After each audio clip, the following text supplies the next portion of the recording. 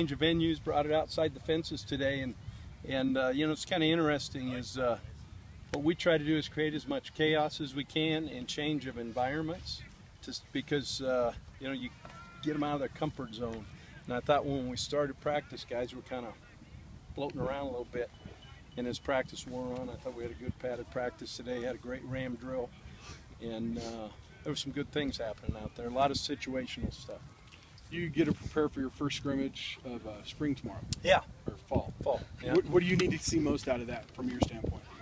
Biggest thing I want to see is transition of personnel groups and handling of the tempos. I mean, on both sides of the ball. And that means, you know, as we go live, move it, and all that kind of stuff, we need to make sure that everything is sharp from a functional standpoint. Substitutions, you know, alignments, you know, sudden change, all those type of things. And then when we get into our situations, guys are really focused on what it is they need to do to win that play. Is the running game also key for you, considering all the new moving pieces with the line and the new backs? No doubt about it. And, you know, I've been really pleasantly surprised, you know, with our runners. I think we've got some choices back there. And there again, that offensive line has really come together and taken some pride in what they're doing. You spoke of and addressed your contract extension earlier, but could you tell why did you sign that? Why did you agree to it? Sure. What does it mean? Well, first and foremost, you know, Colorado State University is a great place, and you know, the leadership here and Dr. Frank and the board, and you know, for Karen and I, this is home, and you know, I can't tell you, just being able to be part of this with the other 4 coaches, you know, 3 coaches that are going to be here a long time. They're guys that our whole coaching staff on all the sports. Man, this is a great place, and the vision hasn't changed, and you know, this is a place to call home. The $7.5 million buyout, is that daunting to you, or is that just a statement of commitment? Well, the way I look at that is really the only chance we have is maybe Bill Gates hiring me. And, I don't know much about that, but you know, it's flattering, and it's really positive that we know that we can we have the support of this campus and this town and you know, up and down the Front Range. So you know, is that how much it is? Yes. Okay, good. What have you seen that's been so encouraging about the backs that you know that are in What I like is how they're picking up the pass game part of it. And when I'm talking about that more so is the protection part, because usually that's the hardest thing for new guys, and they're understanding the pass game and understanding not only who they have, but then where they have to be as the check down.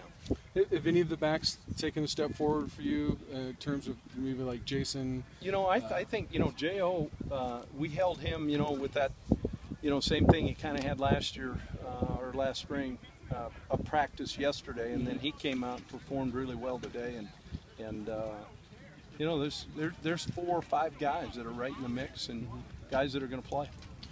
Gerald's picked up the offense pretty good, and as well as the true freshman that you brought in. Yeah, Treyas has done a really good job. In fact, he's been kind of an eye-opener for us. He's got some juice, and he runs behind his pads for his size, and both Jerron and Jonathan have shown that they've got a little bit of juice too. How is Rashard Higgins looking to you, and how are the receivers as a whole?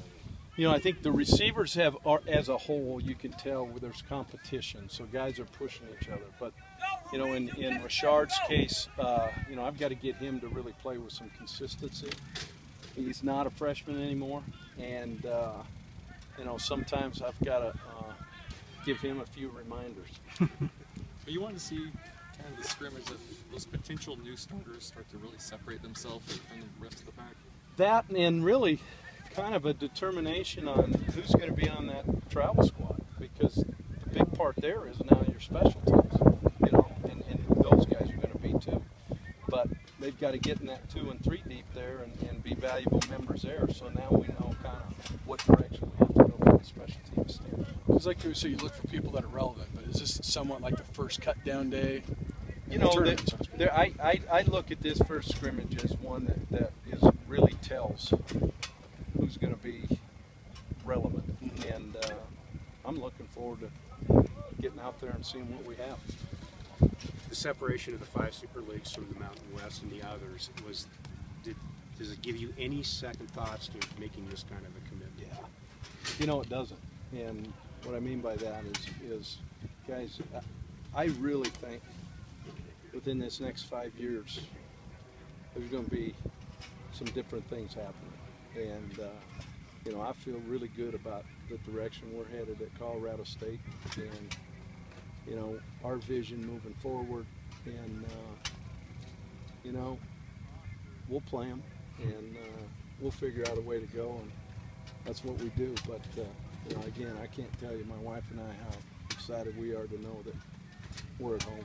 Is part of that vision getting CSU into one of those groups, or maybe the Mountain West becoming Power 6? You know, I think either way, either one. And, you know, it's our responsibility to really keep this thing moving forward. And you know what? We've got the parts in place to go, and the support of the administration to get that handled. All right. Thanks, Jim. Thanks.